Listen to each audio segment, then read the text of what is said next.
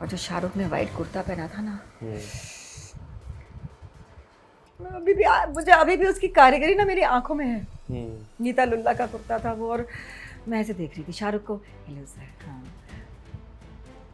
ये मुझे पहनने को मिल जाए कितना मजा है। क्या कुर्ता है माय भाई यार, कुर्ता दिला दो। और मैं जब सेट पे गई, क्योंकि के उसका कुर्ता बड़ा अच्छा था, लिटरली मैं मजाक नहीं कर रही हूँ, उन लोगों ने मुझे जमीन पे गिरा के ना ऐसे ऐसे मारा है। अगर आप असलियत में एक पुलिस वाली होती और आपके सामने ऐसे लिस्ट आते जिन्होंने इस बेदर्दी से वो काम किया, 16 दिसंबर 2012 मुझे भी याद है। मैं पुलिस ऑफिसर नहीं भी होती ना तो भी मैं मार डालती। जिस दिन विजय आया था, उसका रेप हुआ था, सॉडोमी हुई थी बेसिकली, लड़का है, 1.5 महीने का बच्चा आया था, उसके अंदर के ऑर्गन्स किस प्रकार से पीड़ित हुए होंगे। वो सुसु करने के बाद आधे आधे घंटे रोता था। मुझे समझ ही नहीं आता कि क्या सोच के जो इंसान जानवर को तकलीफ दे सकता है वो पलट के इंसान को भी तकलीफ दे सकता है, और सबसे पहले बच्चों को देगा जो बोल नहीं सकते, जो बता नहीं सकते कि मुझे किसने तकलीफ दी। दिल्ली में लॉकडाउन के वक्त दिल्ली में एक 60 साल से ऊपर का बंदा मिला था डॉगी को करता हुआ। मेरा ये सवाल है, तो बेजुबानों को लेकर क्या देश में अभी भी कानून की कमी है? कुछ ऐसे कड़े कानून और बनाए जाने चाहिए। बेजुबानों को लेकर सही कानून है कहाँ? किसी कौम का कुछ रिलीजियस जगह से होके आया, उसने माँ का अपमान किया ये कहते हुए कि तुम गंदी औरत हो। माँ ने भी कभी तारीफ नहीं की। ये क्रेजी भैया, बेचारी को कर देती तो उनका नाम वाम सब कुछ बदल गया होता। जब एक्टिंग करने लगे तब बोलना शुरू किया पड़ोसियों के साथ मिल मिल के कि एक्टिंग करने वाली लड़कियां बहुत गंदी होती हैं, जबकि वो मम्मी या पापा दोनों में से एक हमेशा मेरे साथ जाया करते थे, फिर भी वो बोलती थी ऐसी, सबके हाँ में हाँ मिलाती थी। शाहरुख है, ऐश्वर्या है, किरण खेर है, आप सब लोगों ने जो काम किया, उस वक्त का कोई मूवमेंट आपको याद हो? ये क्यों कर रहे हो, मुझे जूते पड़वाओगे? मैंने दिल्ली क्राइम 3 देखा, फर्स्ट देखा, सेकंड मेरा थोड़ा मिस हुआ। सेकंड में मैं हूं भी नहीं। ओह, शायद इसी वजह से नहीं, but story is the real story, real story देख सकते हैं। जब मैंने देखा आपके काम को देखा, मैंने शेफाली शाह के काम को देखा, जितने भी उसमें किरदार थे, और हर किरदार के अंदर जितनी गहराई के तौर पर आप सभी कलाकार घुस गए थे, जो उसमें एंटर हो चुके थे, उसके पीछे की थोड़ी अगर बारीकी के बारे में बताएं आप। दिल्ली क्राइम में जितने भी किरदार हैं ना, वो सब नगीने की तरह जड़े हुए हैं। एक एक पीस, एक एक किरदार, एक एक एक्टर, एक एक कैरेक्टर, मतलब उसको सजाता है पूर्ण रूप से। उसके पीछे की कहानी ये है कि एक तो जो ब्रीफिंग होती है वो आपकी ब्रीफिंग कंप्लीट होती है, जितना डिस्कशन होना है वो पहले हो जाता है, और एक्टर्स को फ्री छोड़ा जाता है कि आप करिए। डायरेक्टर देखते हैं, डायरेक्टर अपने एक्टर्स पे विश्वास करते हैं कि ये जो करेंगे, उनको पूरी ब्रीफिंग है तो वो सही करेंगे, उसमें उन्हें कुछ इजाफा करना होता है तो वो करते हैं। अलावा उसके जो सबसे खूबसूरत बात मुझे दिल्ली क्राइम 1 करते और 2 करते वक्त लगी, वो ये थी कि एक बार आप सेट पे पहुंच गए, आप फ़ोन का बिल्कुल इस्तेमाल नहीं कर रहे हैं। वहाँ आपके थॉट प्रोसेस को, आपके काम को, फिर चाहे वो एक्टर्स का काम हो, चाहे वो कैमरा का काम हो, चाहे वो डायरेक्शन का काम हो, no one disturbs you with any noise. There is actually no unnecessary sound. Everybody has a mic, everybody is speaking into the mic. ऐसे होता था, अच्छा कोई बात दिख तो रहा है लेकिन आवाज़ नहीं आ रही है, because that is the culture, that is the mindset, that everybody is giving their complete input into the project. आप अगर कुछ सोच रहे हैं पीयूष, आप मुझसे सवाल पूछ रहे हैं और सडनली बीच से कोई ठाक से आवाज़ आई, बिल्कुल। तो आपका वो थॉट प्रोसेस ब्रेक होता है और उसको गैदर करके वापस उसमें पहुंचने के लिए अगर वो एक किरदार वो है जिसके अंदर आपको पूरी तरह डूबना है, उसको अपना बनाना है। अपना बनाना भी एक प्रोसेस है, एक आर्ट है जो राजेश जी, शेफाली जी, रसिका जी, अनुराग जी, सुभाष जी, गोपाल दत्त जी, उनका मुझे किरदार का नाम याद नहीं है, प्रत्येक कैरेक्टर ने उसको घोंट के पी लिया था। वो जिस तरीके से दिल्ली क्राइम को मैंने देखा, एक एक जो किरदार है बखूबी उसने काम किया। बाकायदा मुझे आपका वो सीन याद है जब एक जेल के अंदर वो सारे आरोपी बैठे हुए थे, अपनी माँ के लिए वो चिंता करता है, कहता है तब आप उसको फ़ोन दिखाती हैं, बात कराती है कि तेरी माँ सही है, ठीक है। तो ये I loved that scene actually, I really did. मतलब कितने सारे इमोशंस थे, कितनी लेयरिंग्स थी उस एक सीन में। एक पुलिस ऑफिसर होने के नाते उस बंदे को देख के गुस्सा आ रहा होगा, मुझे भी आ रहा था है, बट मैं चाइल्ड बच्चों की ऑफिसर, जुवेनाइल ऑफिसर प्ले करती हूँ, तो कहीं ना कहीं हम सारों में अगर आपने देखा होगा वो इमोशंस भी बरकरार हैं, वो इमोशंस ख़त्म नहीं हो गए थे। दिल्ली क्राइम में जो एक जो कैरेक्टर दिखाया था उसके इमोशंस ख़त्म हो गए थे, वो सिर्फ इसलिए काम कर रहे थे कि भैया उसे अपना घर चलाना है, काम करो ख़त्म करो। जिस SHO थे वो, स्टेशन ऑफिसर थे। जी जी बिल्कुल, याद है आपको, जिसको बाद में शेफाली शाह धीरे धीरे करके सही करती है। तो लेकिन हम में वो इमोशंस बरकरार थे और वही चाहिए बेसिकली। कहीं वो इंसानियत ख़त्म नहीं होनी चाहिए, लेकिन जो लॉ है, लॉ को फॉलो करना चाहिए। वो प्रत्येक ऑफिसर का कहीं भी, सिर्फ पुलिस महकमे नहीं, हर कहीं, सिर्फ पुलिस महकमे में नहीं, हर कहीं, हर एक को ऐसा होना चाहिए मेरे ख्याल से। तो गुस्से के साथ साथ उसकी माँ के प्रति, उसकी माँ के, उस लड़के के अपनी माँ के प्रति, माँ का खुद के इमोशंस के प्रति, इन सब के साथ वो जो एक मिला के एक सीन आया था, अंडरस्टैंडिंग, एंगर, मतलब मार दूं लेकिन नहीं, there was so much there and I just loved that scene actually। अगर आप असलियत में एक पुलिस वाली होती और आपके सामने ऐसे आते जिन्होंने इस बेदर्दी से वो काम किया, 16 दिसंबर 2012 मुझे भी याद है। मैं पुलिस ऑफिसर नहीं भी होती ना तो भी मैं मार डालती, यकीन मानो, देखी जाती उसके बाद जो होता। आज भी मैं तैयार हूँ।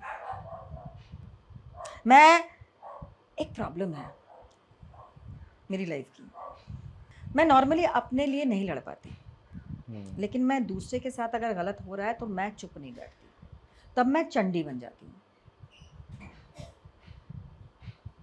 लेकिन खुदा ना खास्ता ऐसा कोई चीज़ होता ना तो भी मैं प्रिपेयर्ड हूँ। आई नो द मूव्स, मुझे पता है करना क्या है। मैं छोड़ूंगी नहीं, मैं जान से ही मारूंगी। मैं इंतज़ार नहीं करूंगी कि जुडिशल सिस्टम 10, 12, 25 साल लगाए और उसके बाद जिसके भी साथ ये इनजस्टिस हुआ है वो इंतज़ार करते करते शायद खुद ही मर जाए, गिव अप कर दे। बिल्कुल, क्योंकि वो तो प्रत्येक दिन सफ़र कर रहा है, यकीन मानो वो प्रत्येक दिन सफ़र कर रहा है। मेरे पास, आपको मैंने दिखाया ना विजय जी, उसको इस वीडियो में नहीं रखा गया है क्योंकि वो थोड़ा तरफाड़ मास्टर है, बिकॉज उसके अंदर अभी भी वो डर है। हम भी उसको ना कस के प्यार नहीं कर पाते, वो ऐसे ठिठक जाता है, बच्चा कुत्ते का बच्चा है लेकिन वो ठिठक जाता है। जिस दिन विजय आया था, उसका रेप हुआ था, सॉडोमी हुई थी बेसिकली, लड़का है, 1.5 महीने का बच्चा आया था, उसके अंदर के ऑर्गन्स किस प्रकार से पीड़ित हुए होंगे वो सुसु करने के बाद आधे आधे घंटे रोता था। 3 दिन बाद उसने पॉटी किया था, रात भर रोया था वो बच्चा। और यकीन मानिए, मैं और जो डॉक्टर, जो वेट थी, हम दोनों बस मतलब हम रोते ही थे, हमारी आंखें नम ही रहती थी उसकी तड़पन देखने के लिए। हमारी आंखें नम रहती थी उसकी तड़प देख देख के। उसके नर्व सारे क्षत विक्षत हो गए थे। उसके 3 पैर नहीं चल रहे थे, उसकी गर्दन एक तरफ लुढ़की हुई थी। वो ऐसा बच्चा आया था हमारे पास।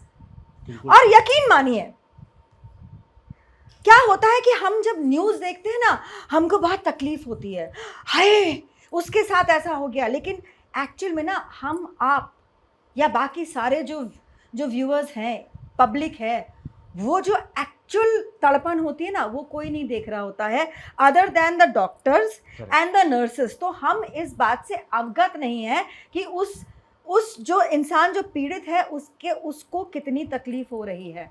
वो तकलीफ हमने देखी है। उसके बाद ये थॉट आया है कि अगर कुछ ऐसा होता है ना हमारे आसपास, हम तो मार डालेंगे। वो तकलीफ देखने के बाद ये एक फीलिंग और ज्यादा एंगर में उजागर हुई है।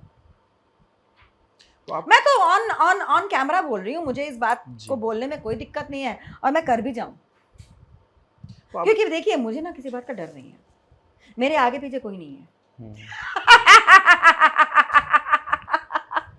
तो अगर कुछ सुधारने के लिए कुछ बोलना है, चिल्लाना है, दहाड़ना है, कुछ करना है, वो मैं करती हूँ। मेरे माता पिता इकलौती औलाद हूँ, अच्छे से खा पी के चले गए हैं। एक अकेली जया ही काफी है। हाँ, मैं एक्चुअली सड़क पे जब मारपीटें होती है ना जी, मेरे जो साथ के हैं ना लोग, वो बोलते हैं मैसी तुम्हारे साथ निकलने में बहुत ना टेंशन हो जाती है, मस्ती करने निकलो फिर भी आप कहीं ना कुछ होता है, आप उसमें घुस जाते हो। मैं घुस जाती हूँ लड़ाइयों में, सॉल्व करने के लिए, ताकि किसी को तकलीफ ना हो। गुस्से में इंसान पागल हो जाता है। उस पागलपन को कहीं ना कहीं कॉमा लगानी पड़ेगी ना। लोग तमाशे देखते हैं, रुकता कौन है? करेक्ट। तो कुछ लोगों को खड़ा होना पड़ेगा रोकने के लिए कि रुक जाओ, सांस लो बेटा, नाव नाव करो। तमाशे वाली बात जो आपने बात कही है, बिल्कुल जब से सोशल मीडिया आया मैंने खुद देखा है, घटनाएं घटी जा रही हैं। कोई किसी को मार रहा है, चाकू भोंक रहा है, कोई कैंची घोंप रहा है, कोई एक्सीडेंट में डला, वो लोग वीडियोस बना, रील बना रहे हैं, लेकिन मदद नहीं कर रहा है कोई। कभी कभी तो लगता है कि आज इंसान नहीं रहा है, जानवर इंसान बन चुके हैं। जानवरों के अंदर वो फीलिंग्स है। सदैव इंसान थे। नहीं, जानवरों में सदैव इंसानियत थी। करेक्ट। जानवर में सदैव जानवरियत थी। अब ये ज्यादा बेटर वर्ड है, बिकॉज उनके अपने रूल्स हैं। मैं फुल ग्रोन लेपर्ड्स के साथ खेल चुकी हूँ, वो लेपर्ड्स जिनको ड्रग नहीं किया गया था। ये थाईलैंड वाले लेपर्ड्स नहीं है, सही बात जो है। चेन में होते हैं, जिनको ड्रग दिया जाता है और आप जाते हैं उनके बगल में जाके ऐसे फोटो खिंचवाते हैं। ये वो नहीं थे, ये ऑर्फन्स थे जो जिनको इंसान ने बड़ा किया था और उनका पेट भरा हुआ था और वो जानते थे कि इंसान मुझे तकलीफ नहीं देगा, क्योंकि उनको प्यार से पाल के बड़ा किया गया था। अगो, ये वो प्रॉब्लम है जो मैं बता रही थी ना, पग्गूस की। अच्छा, लंग्स की प्रॉब्लम। ये गले में फंसा हुआ सांस सही से नहीं आने पे ये होता है। तो मैं जिंदा हूँ, मतलब उनको पता था कि इंसान उनको मारेगा नहीं, उसको प्यार करेगा, इसलिए उसने हम लोग को जिंदा छोड़ दिया। तो ये जो हम डॉगीज की बात करते हैं, हाँ। ये देखिए ना, इनको इसको भी पता है कि इसको मारनी पड़ेगी। प्यार से आई हैं। हाँ। इनको आए हुए 2 महीने ही हुए हमारे पास। ओके। इनको इनके एरिया के लोग रहने नहीं दे रहे थे। ओह। क्योंकि वो कुत्ता है। तो द पॉइंट इज कि इंसान जो है इनसेंसिटिव इस कदर हो गया है कि वो सोशल मीडिया में व्यूज़ पाने के लिए कुछ भी कर रहा है, फिर चाहे वो कपड़े उतारना हो, चाहे किसी की तकलीफ को फिल्म करना। ये नहीं कि आप जाइए, जैसे वो केस था याद है आपको, एक लड़की को कोई लड़का गर्ल्स हॉस्टल ना क्या था वो, रूम शेयरिंग था, पीजी था, उसके अंदर आके मार डाला था। वहां पे 5-6 लड़कियां रहती थी, 5-6 लड़कियां देख रही थी, सीसीटीवी कैमरा में कैद हुआ था ये चीज, राइट। चक्कू वाला आदमी है तो भी क्या, मतलब आप ना, like I am mostly prepared, I have plan A plan be in my mind, because मैं बहुत यंग एज से मेरे पिताजी बीमार पड़ते रहे, तो मेरे पास हमेशा plan A plan be ready रहता था कि क्या करना है, कैसे करना है, ये वर्क नहीं करा तो ये करेंगे, ये करेगा। So I am in the habit of that. तो ऐसी कोई भी घटना होती है ना, मैं सोचती हूँ, और मैं सोचती हूँ कि ओके ये होता तो ये हो सकता था, ये नहीं होता तो ये हो सकता था। कुछ नहीं, चक्कू वाला बंदा है ना, उसको गिराओ, लंगड़ी मारो, गिराओ, चढ़ के बैठ जाओ, आप तो जीत गए आधा। एक स्टेप तो उठाना पड़ेगा, एक स्टेप तो उठाओ, चढ़ के बैठ जाओ। 5 में से 2 लड़कियां भी अगर चढ़ के बैठ जाती ना उसके पीठ पे, शायद उस लड़की की जान बच सकती, उस लड़की की शायद नहीं होता, बच ही जाती। बेल्टें होती हैं, बेल्टों से पकड़ो, बांधो, खत्म करो कहानी, पैर बांधो, हाथ बांधो, रस्सी है आपके पास, लात मारो। लड़कियों को हमेशा कुछ मूव्स सीख के रखनी चाहिए, बिल्कुल, और लड़कों को भी। अभी 377 जो ए था, 37, अभी जो 377 ए है वो हटने के बाद जो BNS है, उसमें ना तो जानवरों के सेक्सुअली शोषण करने पर और ना ही आदमियों के सेक्सुअली शोषण होने पर कोई बचाव के रास्ते हैं। बिल्कुल। तो अब सिर्फ लड़कियों को नहीं, लड़कों को भी सोचना चाहिए अपने बारे में। बिल्कुल सही बात है, क्योंकि ऐसी घटनाएं आजकल आ जाती हैं कि कब एक मर्द नहीं मर्द का कर दिया है, और 4 ऐसी साल बहुत के सारी- लड़के का हुआ है अभी 2 दिन पहले। बिल्कुल, मतलब मुझे समझ नहीं आता कि क्या सोच के, मतलब ऊपर वाले ने आपको एक औजार दिया है, उसका सही उपयोग करो। उसको किसी को तकलीफ देने के लिए इस्तेमाल मुझे समझ नहीं आता। करेक्ट। फिर तो देखा जाए ना तो औरतें ज़्यादा पावरफुल हैं देन मेन। हमारे पास ज़्यादा ताकत है, बिकॉज हमारे पास सिर्फ देह की ताकत जो कहते हैं ना, देह की ताकत इसलिए कहते हैं आदमी के पास ज़्यादा है क्योंकि ये एक धारणा बना दी गई है। औरतें कहीं ज़्यादा काम करती हैं, कहीं ज़्यादा भारी काम करती हैं मर्दों के तहत। प्रेगनेंसी का जो दर्द होता है वो सिर्फ महिला ही जान सकती है। Periods also, because every month periods होते हैं। करेक्ट। तो ओव्यूलेशन के वक्त भी प्रॉब्लम आती है, मेंस्ट्रुएशन के वक्त भी प्रॉब्लम आती है, बहुतों को आती है, तकलीफ होती है, तो वो एक पार्ट ऑफ देयर लाइफ है। लेकिन जो औरत एक बच्चा पैदा कर सकती है वो बाकी चीजें नहीं कर सकती है। तो ये धारणा क्यों बनाई? और बॉडी को रेस्ट देके रिकूपरेट करने के लिए आराम करवाया जाता है, इसलिए नहीं कि वो वीक है अंदर से। जी बिल्कुल। ये जो दिमाग की और दिल का जो ताकत है ना वो डबल होके, एंड जो औरतें रो लेती है, मर्दों को रोने दिया नहीं जाता है, बचपन से सिखाया जाता है रोना नहीं है, रोना नहीं है, इसलिए तो हार्ट अटैक ज्यादा होते हैं।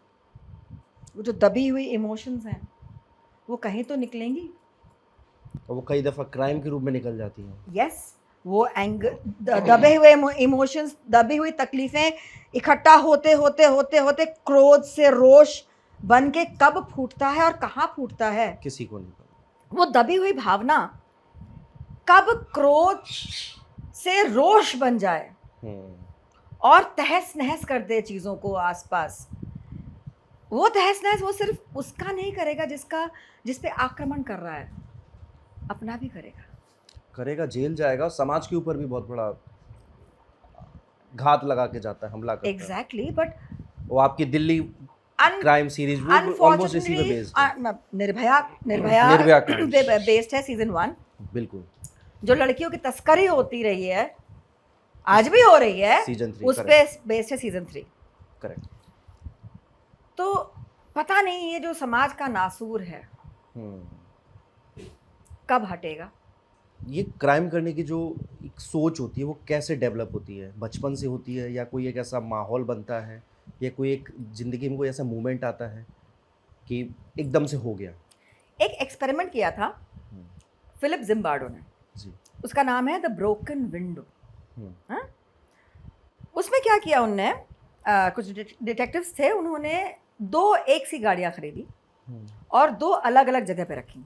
हम्म, एक रखा स्लम्स में, हम्म, एक रखा पॉश सोसाइटी में। हम्म, जो स्लम्स में था वहाँ पे तो घंटों के अंदर उसके सारे अंजर पंजर निकाल दिए गए थे। करेक्ट। वही हमारी एक्सपेक्टेशन भी होती है, वही हुआ। बिल्कुल। जो पॉश एरिया में रखा था उसको किसी ने नाखून तक नहीं लगाया। इनफैक्ट पुलिस में रिपोर्ट भी किया कि देखो एक अनजान गाड़ी इस एरिया में खड़ी है। अब क्या किया, एक्सपेरिमेंट जिन लोगों ने किया, उन लोगों ने जो एक्सपेरिमेंट कैरी आउट कर रहे थे, उन लोगों ने क्या किया कि वो गए और उस गाड़ी को एक हैमर मारा। हम्म, उन्होंने खुद इनिशिएट किया, हम्म, ओके, वायलेंस। हम्म, और उसके बाद घंटों के अंदर जो वो पॉश इलाके के पॉश लोग थे, एलीट लोग थे, उन लोगों ने उस गाड़ी को मार मार के तोड़ दिया। तो वो जो कीड़े होते हैं ना, हम्म, जिसको हम कंडीशनिंग से दबाते हैं, झूठ बोलना पाप है, नदी किनारे सांप है, चोरी करना नहीं चाहिए, हैं, बड़ों का आदर करना चाहिए। अगर हम ये नहीं सिखाएंगे ना लोगों को, बच्चों को बचपन से ही उस दिमाग के अंदर ठोकेंगे नहीं ना, तो हम ऐसे नहीं होंगे जैसे कि हम ऐसे हैं, हम्म, तमीज़दारी से बैठे हुए हैं। हम तो एक दूसरे को नोच खसोट के खा ही जाएंगे ना। खाई पहले जाए। तो ऐसे ही होता था ना, जब सोसाइटी बनी क्यों, हम्म, मेरे हिसाब से सच बताऊं, religion is a way of life. It's not about only praying. Religion मेरे हिसाब से is how to conduct yourself according to the rules and regulations that have been laid out to you in your religious books. और प्रत्येक religion के books में सिर्फ एक दूसरे का, मतलब ह्यूमंस का ही नहीं, बल्कि प्रत्येक चीज़ जो हमें कुछ ना कुछ देती है इस पूरे एनवायरनमेंट में, धरती पे हम सबके सर्वाइवल के लिए, हम्म, उनको संभाल के रखने के लिए निर्देशन दिए गए हैं, जिनको हम इतने वर्षों में तोड़ मरोड़ के अपने हिसाब से, अपने फायदे के लिए इस्तेमाल करते हैं, बिल्कुल। जो कि सही नहीं है।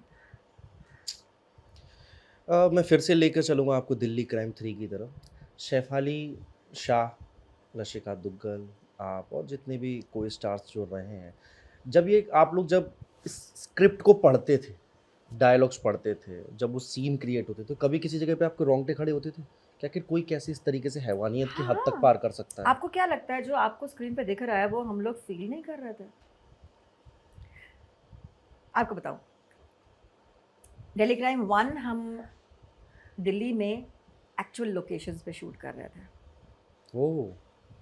और सर्दी में, हाँ, सर्दी का ही वक्त था जब ये बिल्कुल, हुआ भी बिल्कुल। था। वो बस स्टैंड के सारे सीन्स हैं, आप स्वेटर पहनी हुई हैं, हम्म, सब। जो एक्चुअल लोकेशन पे हुँ, ये लोग पाए गए थे, हुँ, हुँ, वहीं पे वो शूट हुआ था, सुबह 5 बजे। 5 मिनट। एंड हम जब वहाँ खड़े थे ना, और सुभाष जी के साथ मेरे डायलॉग्स चल रहे थे ना, हुँ, आई कुड फील कि साला यहाँ पे हुआ था ये, ओ माय गॉड, मतलब यहाँ पे कहीं पे वो दोनों ऐसे पड़े हुए थे, and I was like doing my scene with that feel in it. ठीक है, ट्रेनिंग्स होती हैं, हुँ, लेकिन इंसानियत के अंदर का जो वो फीलिंग है वो तो कंप्लीटली दबती नहीं है ना। बिल्कुल। वो आई इमोशंस कुड, निकल आते हैं। एग्जैक्टली। तो आपको जो जो भी देखने को मिल रहा है डीसी में, वो मोस्टली जो हमारे सारे किरदार हैं ना, वो उसको इम्बाइब करके उसके बाद उसको प्रेषित करते हैं, इसीलिए कोई डिस्टर्ब नहीं करता। Let them be in their zone. बच्ची अंदर वहाँ पे, दिल्ली क्राइम 3 की बच्ची अंदर वहाँ गाल खाबला बंगाली में वर्ड है खबला, बस बेसिकली खाबलिए नहीं अच्छे व्हाट ऐसे, नोच दिया। हाँ मतलब ऐसे हमें खुद होता था, तभी हम वो पीड़ा को कुछ हद तक, वो बच्चा तो जो भी पीड़ा को महसूस किया होगा उसका तो 100% होगा, हम कम से कम 80-70% फील करके उसको कर रहे होते थे। तभी आप, जब तक कि हम जो चीज़ कर रहे हैं उसको आत्मीय ना बना लें, बिल्कुल, कोई भी एक्टर कोई भी किरदार को अगर अपना ना बना ले, वो डायलॉग अगर बोलेगा तो वो आपके दिल को छुएगा नहीं, आप सरसरी तौर पे निकल जाएगा, आपको कुछ फीलिंग ही नहीं आएगी। वही बात करेक्ट है, क्योंकि जब मैंने दिल्ली क्राइम 1 देखा, दिल्ली क्राइम 3 भी देखा, तो जो डायलॉग्स जिस तरीके से आ रहे थे वो समझ में आ रहे थे। जैसे भी मीता वशिष्ठ का, मैं वो एक रील बड़ा वायरल हो रहा था जिसमें वो शेफाली के साथ उनका पूरा एक डायलॉग्स चल रहा है। उस जगह वो चाहती है शेफाली उसके मुंह से कुछ उगलवाए, लेकिन मीता वशिष्ठ वही उस जगह पे एकदम फील करके जो बातें कर रही थी, तो लग रहा था कि हाँ, क्राइम ऐसे ही होता है। कोई ऐसा कोई मोमेंट आया जहाँ पर आप लोग रो भी गए? वो तो ऑटोमेटिकली हो जाता है, दिखता भी होगा। क्योंकि आर्टिस्ट के यहाँ पे पता करना थोड़ा मुश्किल हो जाता है देखिए कि वो रियल है कि नहीं, वहाँ पे हम लोगों ने कोई ग्लिसरीन इस्तेमाल नहीं किया है, किसी ने कोई ग्लिसरीन इस्तेमाल नहीं किया है। हाँ, ये होता था कि भर आए, no we are police officers, we can not, सरसरी तौर पे एक दूसरे को देख लिया, व्यक्त नहीं कर सकता ना, और यही पुलिस वाले की खासियत होती है। लेकिन पुलिस वाले कोई असल दुनिया में पुलिस वाले की ये भी खासियत होनी चाहिए कि वो महसूस तो करें क्राइम को रोके। मैं कुछ दिन पहले ही हम लोग मड में खिला रहे थे डॉगीज को खाना, एक गाड़ी ने इतनी तेज़ रफ्तार में एरंगल बीच पे आके गाड़ी ने डॉगी को उड़ाया। हम मालवानी पुलिस स्टेशन आए, पुलिस वाला बोलता है मरा तो नहीं ना? मरा नहीं मतलब क्या होता है? ये क्या सवाल? मरा नहीं मतलब क्या होता है? मतलब मर जाएगा तभी केस दर्ज होगा? नहीं, मर जाएगा तो बोलेंगे मर तो गया ना, मर गया ना, छोड़ो। सही बात। मतलब वेयर इज द सेंसिटिविटी? मेरा हमेशा ये कथन रहता है कि जो इंसान जानवर को प्रेम मत करो, सहानुभूति तो रखो। करेक्ट। जो इंसान जानवर को तकलीफ दे सकता है वो पलट के इंसान को भी तकलीफ दे सकता है, और सबसे पहले बच्चों को देगा जो बोल नहीं सकते, जो बता नहीं सकते कि मुझे किसने तकलीफ दी। बिल्कुल। ये बात सब लोग गांठ बांध के बैठ जाएं। वो यही आपके दिल्ली में लॉकडाउन के वक्त दिल्ली में एक 60 साल से ऊपर का बंदा मिला था डॉगी को रेप करता हुआ। मेरा ये सवाल है, डॉगी को रेप करता हुआ तो किसी को फर्क नहीं पड़ा, हम लोग चिल्ला लिए, किसी को फर्क नहीं पड़ा। आप मुझे एक बात बताएं कि ये बंदा इतना इसको अपने दिमाग पे, अपने बॉडी पे, दिमाग से ही होता ना चीजें, तो बिल्कुल औजार खड़ा भी होता तो दिमाग की वजह से होगा ना, राइट? उसको अपने दिमाग पे कंट्रोल नहीं है। हाँ, लॉकडाउन में वो ऐसा काम कर रहा है, लॉकडाउन में कर रहा है, मतलब कि लॉकडाउन में जब कोई किसी के घर नहीं जा रहा है, उसके आस पड़ोस के, उसके रिश्तेदारों के बच्चे उसके घर में नहीं आ रहे हैं, तो उसने कुत्ते को पकड़ लिया। तो आप सोच सकते हैं कि आपके जो बच्चे उसके आसपास रहे हैं वो लोग क्या सेफ रहे हैं? मेरा सिर्फ इतना सवाल है। क्योंकि हैवानी तो नॉर्मल डेज में भी दिखाई होगी। बच्चे कैसे होते हैं? बच्चे घरों में रिश्तेदारों के हाथों कैसे होते हैं? ऐसे ही तो होते हैं, नेबर्स में होते हैं, और माँ बाप उनको चुप करा देते हैं, बदनामी की वो लोग चुप करा देते हैं, बिलीव नहीं करते हैं बच्चों को। मेरा हमेशा ये कहना होता है हमारे जान पहचान के लोगों को कि वो सुनने की कोशिश करो जो आपका बच्चा आपको बता नहीं पा रहा है। कई बार बच्चों को डरा देते हैं, कुछ ऊट पटांग चीज समझा देते हैं। कई बार बच्चे आके घर में बताते हैं तो सुनता नहीं है कोई, ये बकवास कर रहा है। बच्चा अगर कहता है कि मुझे इस इंसान के पास, चाहे वो औरत हो चाहे आदमी हो, नहीं जाना है तो मत भेजो भाई साहब, मत भेजो। ये देखो कि चक्कर क्या है, भेजना भी है तो चेक करो कि चक्कर क्या है, पीछे से जाके चुपके से देखो बिल्कुल। कहीं आपके बच्चे को प्रताड़ित तो नहीं किया जा रहा है, शोषित तो नहीं किया जा रहा है। और सुनो भाई, अच्छा, देश में मैं इंसानों के लिए मैं खास तौर पे कहूँगा ना, मैं महिला पुरुष इन सब के लिए तो कम से कम अच्छे अच्छे कानून हैं। एक सवाल मतलब इतने हैं कि सामने वाला आवाज़ उठा सकता है। मेरा उठा कहने का पाता है क्या, इस्तेमाल कर पाता है क्या? पैसे का जोर, करप्शन इतना इतना तेजी पे है कि जिसको असल में चाहिए ना जस्टिस, उसको बिल्कुल नहीं मिल पाता। ये बात तो बिल्कुल आपकी करेक्ट है, इस बात को मैं मानता भी हूँ। लेकिन जो बेजुबान है इनके ऊपर जो हो जाता है, जैसे हमने देखा था साउथ में एक बार हथनी के साथ हुआ था, हमारे देश में भी कई दफ़ा मैंने खुद ऐसी रील्स देखी, कुत्ते की पूंछ पकड़ के गोल गोल घुमा रहे हैं। तो बेजुबानों को लेकर क्या देश में अभी भी कानून की कमी है? कुछ ऐसे कड़े कानून और बनाए जाने चाहिए। बेजुबानों को लेके सही कानून है कहाँ? 1960 में बना था कानून, जी। तब उसके बाद से हम चिल्ला ही रहे हैं। थैंकफुली लोगों में इतनी अवेयरनेस आ गई है कि हम चिल्लाने पे उतर आए हैं अल्टीमेटली। बिल्कुल। और ये चिल्लम पोम मच रही है पिछले पिछले 10-15 साल से। मैं खुद ही 10-15 साल से चिल्ला रही हूँ बिल्कुल कि कड़े कानून चाहिए। अब आप देखिए ना, विजय जो है उसका जिस रेप किया, जो एक डॉग है, करेक्ट। हाँ, विजय जो जो जो पिछले साल 28 दिसंबर को हमारे पास आया था, उसका रेप हुआ था नायगांव ईस्ट में। ओके, 1.5 महीने के कुत्ते का बच्चा, उसको करने वाले को तो रिमांड में भी नहीं लिया गया। जब हम कोर्ट पहुंचे हैं, बिकॉज हम वो केस कर रहे हैं, कोर्ट पहुंचे तो जज ने पूछा रिमांड लेटर कहाँ है, तो पुलिस वाले भाई साहब तो ऐसे ऐसे हो गए थे। आप समझ रहे हैं? बिल्कुल बिल्कुल। आप हैरान होंगे सुन के। जब उस लड़के की माँ को बताया गया तो बोलती है, ले जाओ जो करना कर लो, पुलिस को कंप्लेन कर दो, मैं प्रूफ कर दूंगी कि मेरा बेटा मेंटली अनस्टेबल है।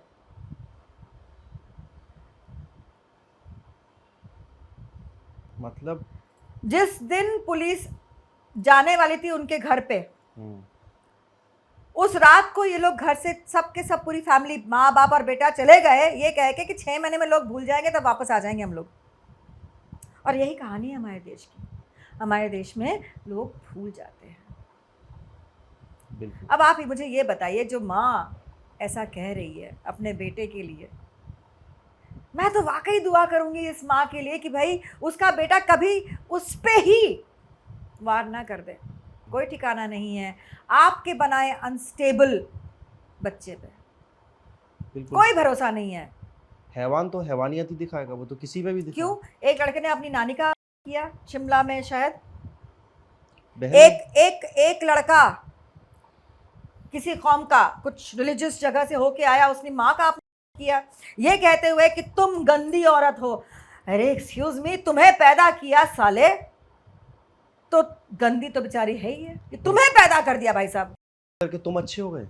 हाँ, मतलब कहाँ का ये मतलब साइकोलॉजी है, कहाँ का ये I don't understand such people, I really don't understand. मैं आपको आपके पुराने दौर की तरफ ले जाने की कोशिश करूँगा। हाँ। जब देवदास में आप काम कर रही थी, आपने बखूबी उसमें काम किया, तो उस वक्त भी, या मतलब अगर मैं आपको चाइल्डहुड में भी लेके चलूँ, तो आप इसी तरीके की एक महिला थी, कैसी तरीके का कैरेक्टर है आप थी उस वक्त, कि आप किसी के लिए भी लड़ती थी, किसी के लिए भी आवाज़ उठाती थी? बचपन से एक जो होता है ना कि शूरवीरता, वीरांगना मैं शब्द आपके लिए उपयोग करना चाहूँगा। नहीं, बचपन में मैं बहुत चुप रहा करती थी, चुप रखा जाता था। क्यों? I was a very protected child also, क्योंकि आप सिंगल चाइल्ड। और बंगाली घर के सिंगल चाइल्डों का तो अलग ही किस्सा होता था। लेकिन मेरे अंदर वो विद्रोह के कीड़े थे शुरू से। मेरी माँ से मेरा कभी बनता नहीं था, तो मैं हमेशा विद्रोह करती थी। मतलब अगर वो एक पॉइंट आ गया था जहाँ पे वो बोल जहाँ जाना है वो सही सामने जाना है, हम्म, और मैं जा भी रही हूँ, हम्म। लेकिन अगर उनने बोल दिया कि सामने जाओ तो मैं पलट के चले जाऊंगा कहीं और। ईस्ट का तो वेस्ट।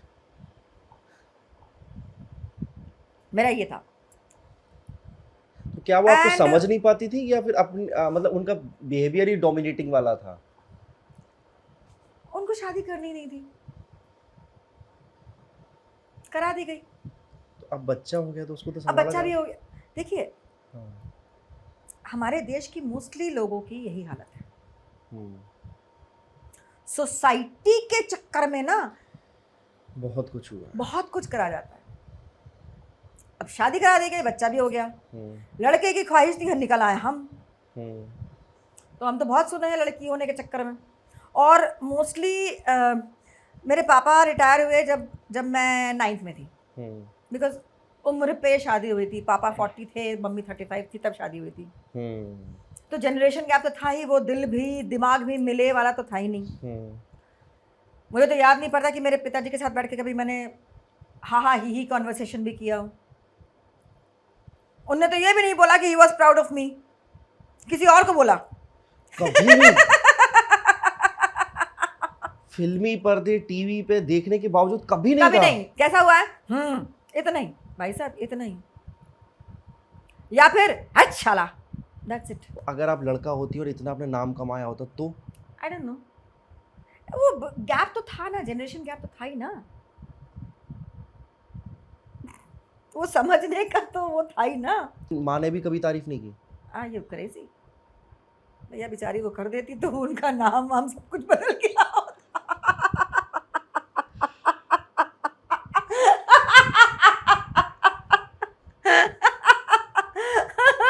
उनको तो मतलब क्या बोलते हैं, स्वर्ग नहीं मिलता अगर उन्होंने मुझे मेरी तारीफ कर दी होती।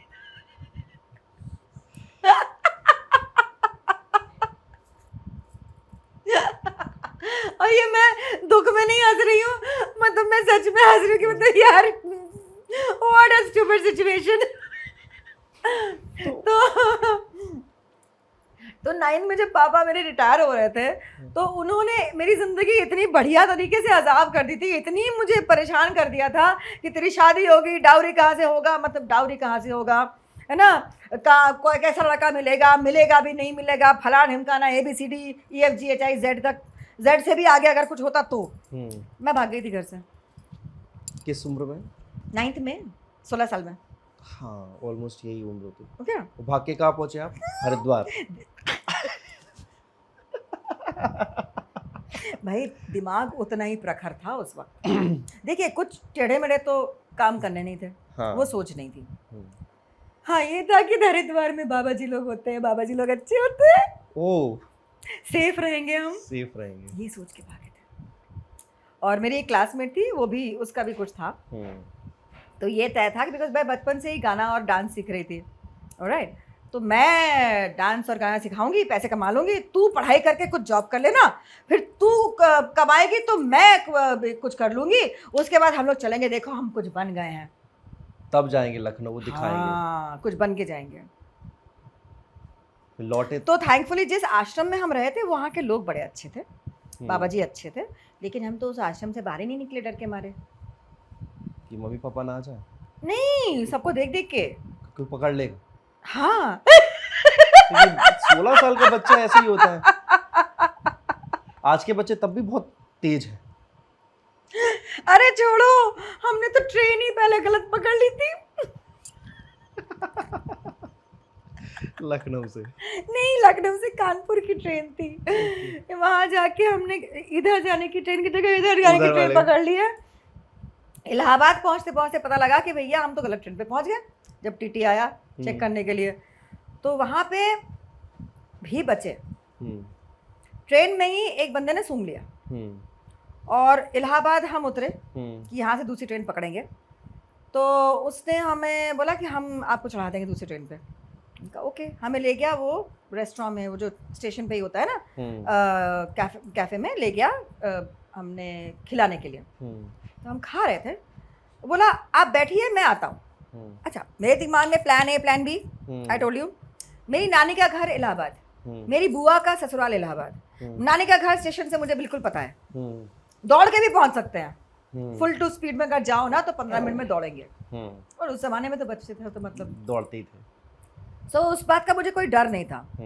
उसने बोला, मैंने कहा यार कुछ गड़बड़ है, तो उसने बोला हाँ कुछ गड़बड़ है, देख नानी का घर है, कुछ होगा भाग जाएंगे। इतने में ये हुआ एक ट्रेन खड़ी है, ये पता तो करे कि दूसरी ट्रेन आएगी कब। तो पता लगा जो वहाँ पे वो स्टेशन पे बंदा होता है ना, उसने बोला यही तो सामने ट्रेन है। एंड हम भागे, ट्रेन में घुस गए, ये बंदा आ रहा था, रुको रुको रुको। अबे रुके क्यों भाई, हम चले। आपने भांप लिया था कि कहीं ना कहीं कुछ गलत, कुछ गड़बड़ है, दिल्ली क्राइम 3 बन जाती, क्योंकि ऐसे ही होता है। मतलब हम कैसे बचे हैं हमको ही पता है।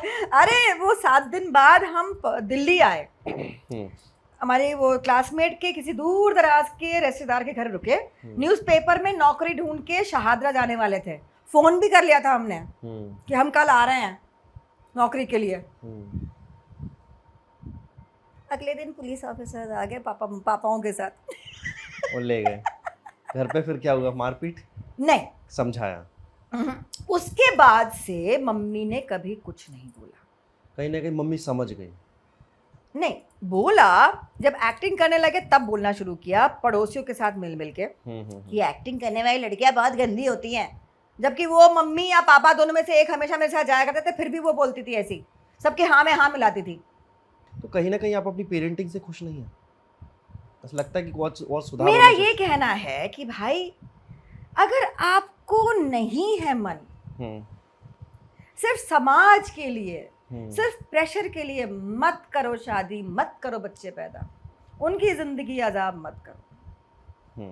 कोई जरूरत नहीं है, कोई समाज आपको खाना खिलाने नहीं आने वाला है, कोई समाज आपको कोई तमगा देने नहीं आने वाला है कि आप नॉर्मल हो, कि आपका आदमियत्व मतलब नहीं, क्या बोलेंगे उसको, आप परिपूर्ण मर्द या परिपूर्ण औरत हो, ये कोई तमगा आपको देने वाला नहीं है।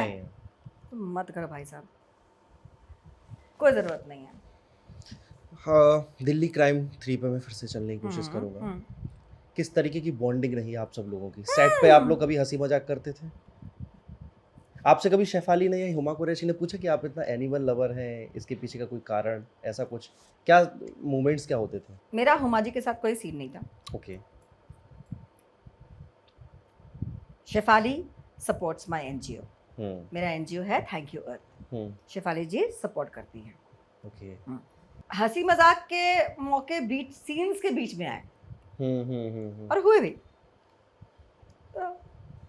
Remembering the old days, the happiness of meeting again. अच्छा, आपने और शेफाली जी ने कहाँ पर किस में काम किया था? मैं भूल रहा हूँ। साथ में? बहुत पहले 1996 में एक सीरियल किया था हमने, तब हमने किया था काम, और उसके बाद अब ये दिल्ली क्राइम। इतने सालों बाद मुलाकात, मतलब पूरे नहीं दिल्ली क्राइम में सीजन 1 के बाद सीजन 3 में दोबारा हम सब साथ में हैं। इसकी खुशी, इस चीज की खुशी। हाँ। वो जो शेफाली आती हैं असम से, और जो ऑफिस में आती हैं, तो वो हमारी जेन्युइन खुशी है कि भैया प्लीज वापस आ जाओ। आप आओगे तो अच्छा लगेगा। सही। It's a team. जैसे आप लोग की टीम होती है काम करने की, आपको अच्छा लगता है आपका कोई बिछड़ा हुआ साथी वापस आता है। बिल्कुल। तो same, it feels good. And बहुत सपोर्ट करते हैं हर कोई एक दूसरे को। हम लोग क्यूज भी खड़े होके ही, उसी पोजीशन पे खड़े होके देने का प्रयास होता है और दिया जाता है,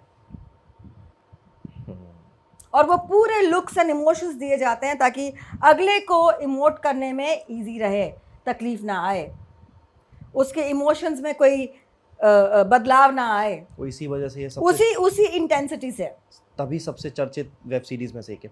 आपने टीवी में काम किया, फिल्म में काम किया, और अब वेब सीरीज में आप काम कर रहे हैं। तीनों माध्यमों के बीच का अंतर आपको क्या लगता है, और आपको खास तौर पे किसने बखूबी समझा और आपके अंदर का जो एक एक्टर है उसको पकड़ा, उसकी क्रिएटिविटी को पकड़ा कि जया ये काम बहुत अच्छे से कर सकती हैं? मैंने चारों माध्यम कर लिया, 4। चौथा मैं शायद भूल गया। थिएटर, ओके, करेक्ट, टेलीविजन जी, फिल्म जी, ओटीटी। ओटीटी।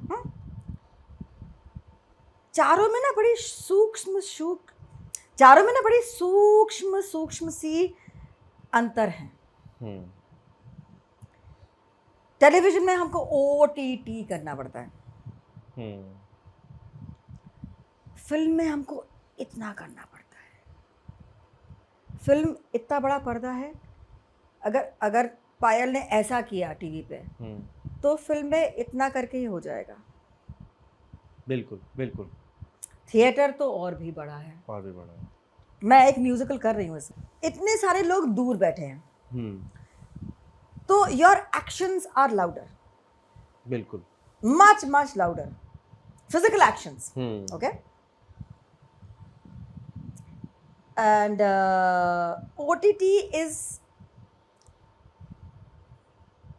OTT में mostly different kind of stories pickup करते हैं,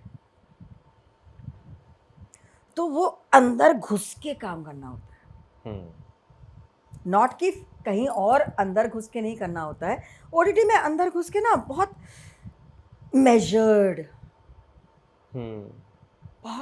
करना होता है। फिल्म में इमोशंस दिखाने हैं, क्योंकि मैं झूठ नहीं बोलता, Govinda, I just loved that, मतलब people also loved that scene that was in the courtroom, where I actually felt it, the happiness कि मुझे मेरे पति को जस्टिस मिला, और वो रिलीफ ऑफ कि okay, and also that pain, वो सारा एक साथ उसमें आया था। है चीज़ें वही, उसको प्रेषित करने के थोड़े ढंग में फर्क है। क्योंकि और बस ये है कि थिएटर में आपको तुरंत मिलता है, या तो लात मिलेंगे या वहाँ मिलेंगे। करेक्ट है, मतलब उसमें ये भी नहीं होता कि 6 महीने बाद 1 साल बाद रिलीज होगी तब पता चलेगा, बॉक्स ऑफिस कलेक्शन होगा। मैंने एक प्ले किया था, यहूदी की लड़की, एंड मैं डे नाइट शूट करके गई थी, उसमें गाने भी गाती थी, लाइव गाने गाती थी। तो एक जो सैड सॉन्ग था, पृथ्वी थिएटर में हुआ था उसका मंचन, तो सैड सॉन्ग में गा रही थी और ऑटोमेटिकली ना ऐसे कुछ हो गया था, तुरंत आया वाह, एंड आई वाज लाइक, और मुझे हंसी भी आई कि मैंने ये किया नहीं है प्रा, ये अपने आप गलती से हो गया है, लेकिन ये सही जगह पे हुआ है, उसके लिए बहुत बहुत थैंक यू। लेकिन मुझे बताया ये मुझसे मेरा एक गड़बड़ हुआ है बेसिकली। इफेक्ट अलग था उसका, ये अलग। So lot of fun, it's great enjoyment. और थिएटर में ना आपको ऑन योर टोज, आप हर वक्त हैं, आप अपने आप को स्लैक छोड़ नहीं सकते कभी भी, बिल्कुल। But in theatres you have to be like totally aware, awake, ready. Devdas के वक्त की बात में थोड़ा जानना चाहूँगा। देवदास में आपने काम किया है, शाहरुख हैं, ऐश्वर्या है, किरण खेर हैं, आप सब लोगों ने जो काम किया, उस वक्त का कोई मोमेंट आपको याद हो, बहुत खूबसूरती वाला कुछ ऐसा याद हो, शेयर करना चाहें? उस वक्त का तो एक जो सबसे ज़्यादा याद रहता है वो तो ये है कि मेरी पिटाई हुई थी। क्यों?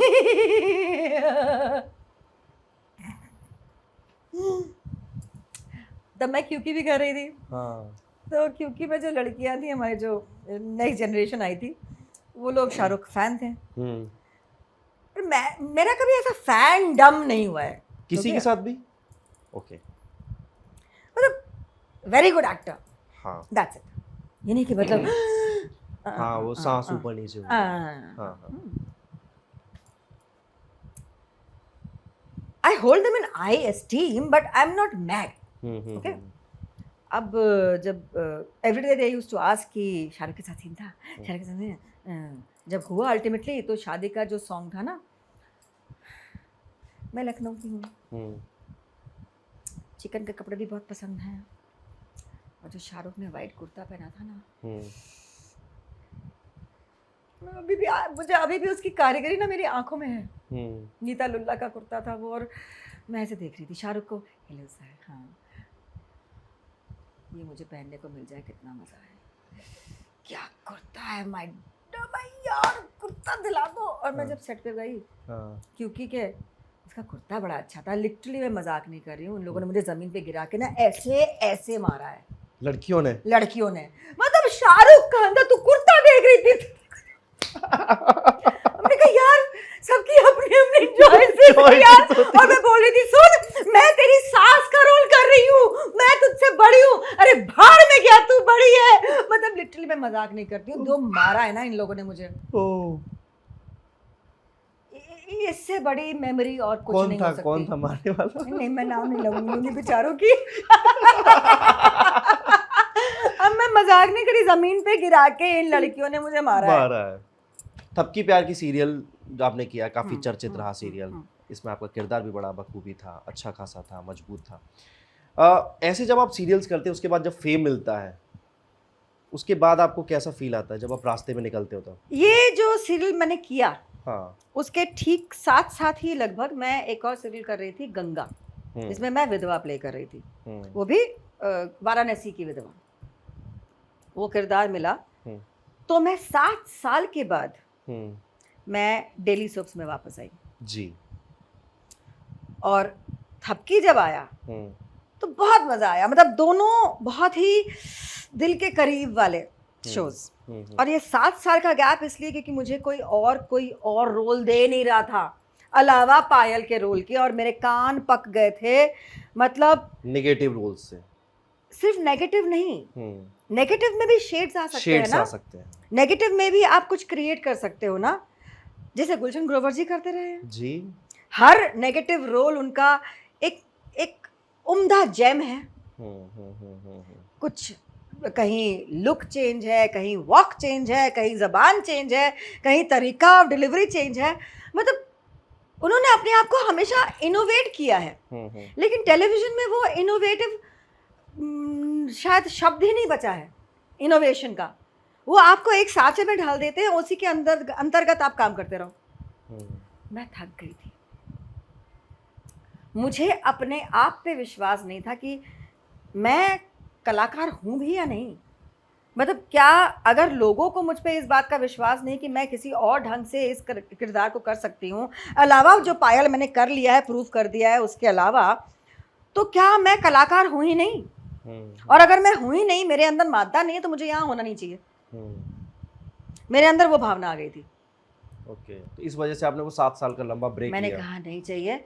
मैं प्रोड्यूस कर रही थी सीरियल्स अपने राखी भाई के साथ मिलके। मैंने दूरदर्शन के लिए सीरियल्स प्रोड्यूस किए and I was very happy. तो बेसिकली बिहाइंड द कैमरा के सारे काम आप कर रहे थे एंड बहुत खुश थे। काफ़ी कुछ सीखा, from costumes to art to the writings to everything, and I was very very happy. But then when Ganga मिला which was very different and Thapki मिला again which was very different, तो मैंने पिकअप कर लिया। अब 1-2 सवाल और लास्ट में। आपके बारे में आपको क्या लगता है कि गूगल पे गलत लिखा है? मेरा जन्म, birthday and place of birth, मतलब 1 जुलाई जो लिखा है वो गलत है? हाँ, 19 सितंबर 1971 लखनऊ, सुबह 5 से 5:30 बजे के बीच। अब ठीक कर लेना भाई। हाँ, नहीं तो ये कई लोगों के साथ है कि पता नहीं गूगल पे गलत आपका जुलाई लिखा 1 जुलाई। मैंने कहा जुलाई बॉर्न, मैं भी हूँ 5 जुलाई। ओके, कैसी खबरें जब आपके लिए छप जाती हैं तो आपको बड़ा दुख होता है, आप उस पर रिएक्ट करती हैं? दुख नहीं होता है, गुस्सा आता है। देख बेटा, मेरे बारे में इतनी सारी चीजें लोग बोल चुके हैं ना जब मैं लखनऊ से यहाँ आई थी उस दौरान, कि मोस्टली ना मुझे फर्क नहीं पड़ता। लोगों ने मेरी 4 बार शादी करा दी थी। आर्टिकल्स में नहीं तो वो बातों में। लखनऊ से आई सुना तूने शादी कर ली? अच्छा। हाँ, पहले आए पागल है क्या? पहले गुस्से आए, फिर यार क्या, मतलब दुख भी हुआ। चौथे पे हुआ कि सुनो, जिसने भी ये बोला है ना उसको प्लीज बोलो मुझे मिठाई खिला दे, बिकॉज मैंने तो अपनी शादी की मिठाई खाई नहीं खुद। मेरा दूल्हा ही नहीं है मेरे पास, अभी आया ही नहीं है, तुमने 4 करा दी। और जो लोग ये बातें कर रहे हैं उनके पास कितना फालतू वक्त है यार, उनके पास करने को काम धाम नहीं है। बिल्कुल, मेरे अंदर वो फीलिंग आ गई। I don't gossip. मेरे पास, मैं अपना वक्त इस बेवकूफ़ी में व्यय नहीं करती। उसने ये किया, उसने वो किया। अरे मुझे क्या लेना देना, तुम्हारे घर के अंदर एक्चुअल में क्या हो रहा है मुझे पता है क्या? तुम जो बताओगे सिर्फ उतना ही जानेंगे ना। तो हर सिक्के के दो पहलू होते हैं जनाब, राइट? जजमेंट। अगर आप आके मुझसे कहेंगे कि तुषार बुरा इंसान है, मैं आपकी बात पे हाँ सुन लूंगी, तवज्जो नहीं दूंगी। क्यों? क्योंकि तुषार और आपका इक्वेशन वैसा होगा जी। तुषार और मेरा इक्वेशन अच्छा हो सकता है ना। बिल्कुल। तुषार का किरदार खराब है, अरे बेवकूफ, मैं कौन होती हूँ ये जज करने वाले कि तुषार का किरदार अच्छा है या बुरा है। मैं अगर वो बुरा है तो उसको सुधारने में या उसके किरदार को बेहतर बनाने में शुरू से ही, बुरा बनने के पहले से ही मैंने कौन सा योगदान किया था जो मैं आज बोल सकती हूँ कि वो बुरा है? बताओ। बिल्कुल नहीं योगदान किया है, बंद करो अपना मुंह। तुम कौन हो? अपनी बेहतरी पे ध्यान दो। अपने आप को तराशो, कुछ ऐसा तराशो कि शायद तुषार तुम्हें देख के ये सोचे चलो हम अच्छा कुछ करते हैं, हम इनके साथ मिल जाते हैं। बिल्कुल। अंत में I don't waste my time. Correct. एक सवाल और रहेगा, ये बड़ा पर्सनल सा हो जाएगा। जब भी आप कैमरे के सामने आती है तो आपको मेकअप करना नहीं पसंद है? नहीं, I'll tell you। या आपको लगता है कि मैं रियल हूं तो मैं रियल ही बैठूं? हाँ, ये आपके पीछे मैं ऐसे ही हूँ। ओके। मैं थोड़ा टेढ़ा सा, थोड़ा मेरा सा, मैं ऐसा ही हूँ। मैं वो ऐसे करके नहीं। क्योंकि मैं जब भी कैमरे पे बैठता हूँ सेलेब्स के साथ बैठता हूँ, जो भी मेरे सामने जो शख्सियत मौजूद होती है वो तैयार वैयार होकर सारी चीजें, तो मैंने देखा कि आप एकदम रॉ एंड रियल आई हैं। बातें भी एकदम। हाँ, मैं ऐसी हूँ। अगर आपको मेरे बारे में जानना है ना, हाँ, तो मैं वो मेकअप लगाई हुई वो औरत नहीं हूँ। ये काम सिर्फ आप सेट तक रखते हैं, उसके बाद फिर आप नॉर्मल। मेरे को मुझ पे आपको लिपस्टिक भी नहीं मिलेगी। करेक्ट है। मैं ऐसी हूँ। सम अच्छा लगे वेरी गुड, ना लगे कोई गल नहीं, जाओ रे। अंत में बस मैं ये जानना चाहूँगा शॉर्ट में, आप पूरे दिन भर क्या करती हैं जब आप काम नहीं करती हैं? मीन्स आप सेट पे नहीं जाती? ऐसा कोई वक्त नहीं होता है। क्योंकि अब देखो कैमरे में तो नहीं दिख पाए, क्योंकि मैं बता दूं, मैं अभी इस घर में आया हूँ, कम से कम 7 डॉग्स हैं। 7 डॉग्स हैं। और हाँ। कौन कौन? रहने दो। हाँ, बाकी के Because, और I'll tell you, पैरेट रखना इज नॉट अलाउड। लेकिन वो भी रेस्क्यू करके आया था, उसका बिग टूटा है, वो जा नहीं सकता। स्क्विरल भी I don't think so, because क्या होता है ना, इंसान हाथ से पकड़ लेता है ना, तो जानवरों को आप छोड़ नहीं सकते। रेस्क्यू करते वक्त बहुत ज़रूरी है कि आप कुछ ग्लव्स या कपड़े से पकड़े ताकि इंसान का खुशबू ना आए, वरना कौवे शौवे सब मार देते हैं। ओह, पक्षियों के साथ ऐसा है? पक्षी या कोई भी जानवर देखा जाए तो। ये तो बड़ा एक अच्छा फैक्ट मुझे पता चला आज। Please never touch. रुमाल रखो, रुमाल से ऐसे पकड़ो चाहिए तो, क्योंकि फिर वह उसको वापस नहीं छोड़ सकते। I hate that cage, I hate it. मुझे नहीं पसंद है बंद करके रखना किसी को, क्योंकि हम खुद नहीं बंद रहना चाहते। हाँ, करेक्ट। बहुत बहुत धन्यवाद जया जी, आपने इतना दिल खोल कर। हाँ, तो लास्ट का सवाल का जवाब नहीं मिला आपको? हाँ, बताइए। मैं एक्चुअली एक वर्कहॉलिक हूँ। ओके। मैं अपने लिए काम ढूंढ लेती हूँ, घर के अंदर के ही काम ढूंढ लेती हूँ। मुझे सिलाई कढ़ाई तो खैर नहीं, सिलाई मशीन है मेरे पास। ये अंदर के रूम्स में जो सिले विले रखे हैं सब, ये बच्चे हैं, पूरे दिन और भी बच्चे हैं। मेरे एनजीओ पे 38 डॉग्स एंड कैट्स हैं। हाँ, थोड़ा सा एनजीओ के बारे में बताइए आप। कब से आपने स्टार्ट किया, तो अभी क्या आपके यहाँ पर क्या क्या चल रहा है? मैंने रजिस्टर किया था एनजीओ अपना 2010 में। 2010, ठीक है। हाँ, और तब मैं शुरू कर दिया था एनवायरनमेंट के लिए काम करना। मेरे एनजीओ में सब कुछ है इन्वॉल्व, ठीक है। बिकॉज मैं हर चीज़ के लिए फील करती हूँ। जो गलत के है वो चाहे किसी के साथ भी गलत हो रहा हो, चाहे पेड़ पौधे हो, चाहे इंसान हो, चाहे जानवर हो, मैं आवाज़ उठाऊंगी। तो मैंने शुरुआत किया था तुलसी का पौधा बांटने से। अच्छा। तुलसी का पौधा इन अ गमला विद अ प्लेट अंडरनीथ।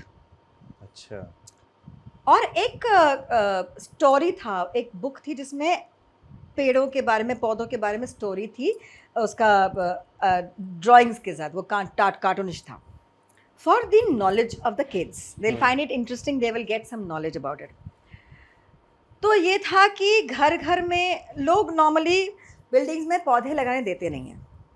क्यों? क्योंकि लोग पानी ज़्यादा डालते हैं, बिल्डिंग का आउटर हिस्सा ख़राब होता है.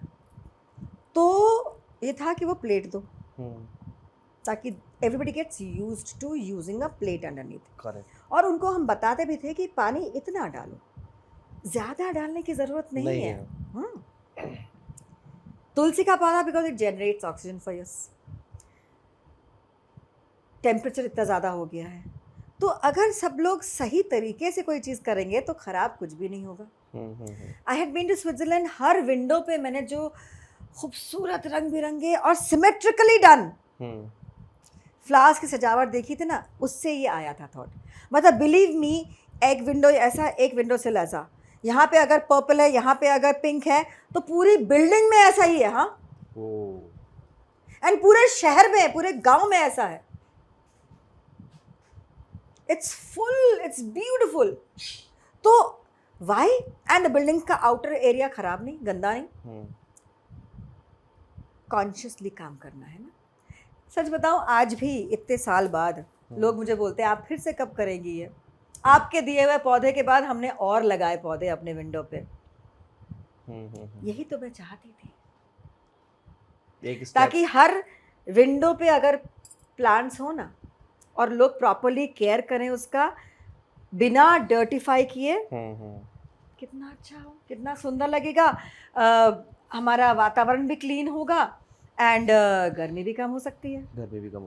है ना. Every individuals effort will create this positivity. मेरा एक सवाल ये पर एकदम दिमाग में आया कि कुत्ते को कोई मारता है तो हमारे दिल में एक दर्द उठता है, कुछ करने के लिए मन उठता है, और हाथी के साथ है या किसी और जानवर के साथ है.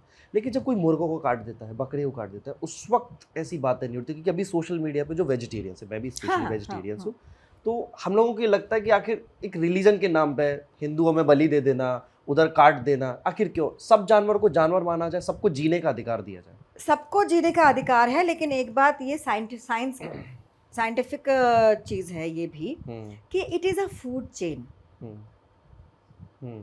ओके, ये क्यों कर रहे हो? मुझे जूते पड़वाओगे, जूते पड़वाओगे. आप ये देखो कि इंसान 9 महीने में एक बच्चा पैदा करता है. डॉग्स एवरी 6 मंथ्स पैदा करते हैं. गाय भी शायद एवरी 6 मंथ्स पैदा करती है.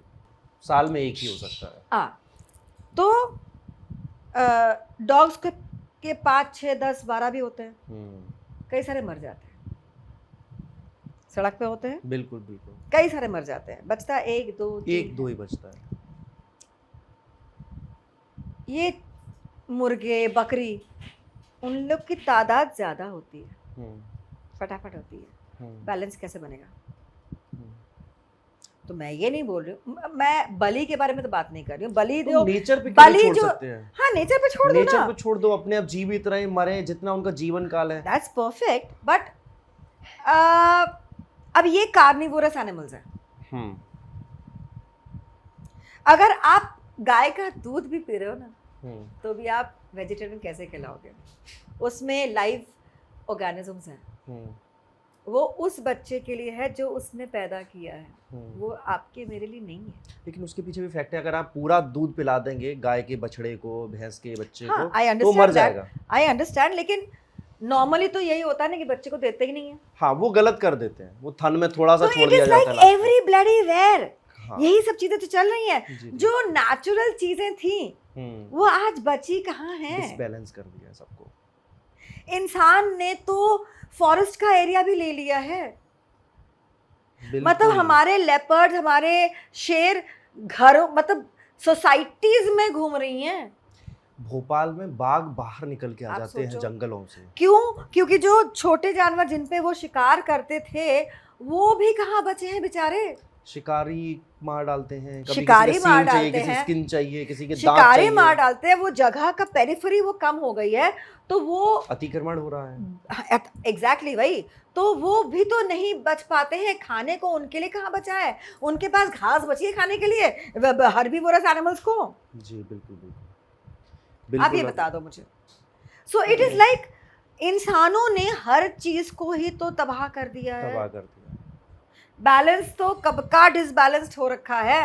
हम तो चाइना को भी क्रॉस कर गए हैं इन जनसंख्या पॉपुलेशन। जनसंख्या मुझे तो अवार्ड दे दो कि मैंने पैदा नहीं किया भाई साहब, कॉन्शियसली नहीं पैदा किया consciously नहीं पैदा किया। कि भाई मेरे पास टाइम नहीं है, मेरा बच्चा अगर होगा तो मैं घर पे होंगी क्या उसको बड़ा करने के लिए, उसको वक्त देने के लिए, उसको सिखाने के लिए। तो मुझे नहीं करना चाहिए। बिल्कुल सही बात आपकी, और आपकी सारी बातों से मुझे तो बड़ा अच्छा लगा कि आपने हमारे बेबाकी से प्ले सारे। के बारे में बात नहीं की आपने।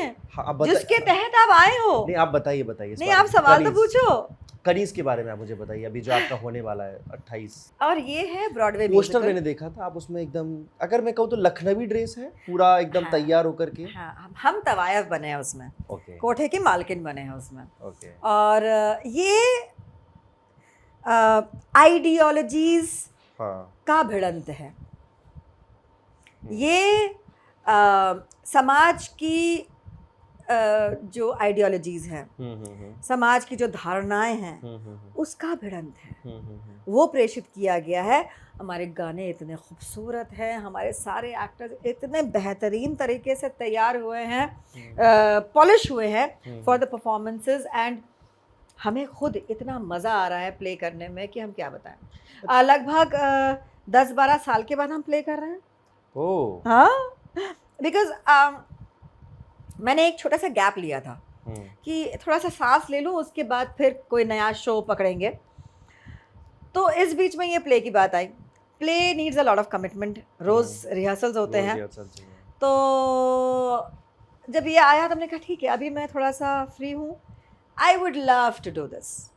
और वो एक्सपीरियंस, मतलब जब आप प्ले करते हैं ना, तो रोज़ उसी एक किरदार के उन्हीं डायलॉग्स में आप नई नई चीज़ें ऐड करते जाते हैं, क्रिएट कर लेते हैं, कर देते हैं। और जी। बड़ा मज़ा आता है खुद को एज एन एक्टर तराशने में। प्ले करना बहुत ज़रूरी है, बहुत कुछ योगदान मिलता है उससे। हमारी समझ, हमारी body, in fact the way we use our bodies in plays, body खुलती है, आवाज़ खुलती है, सोच खुलती है।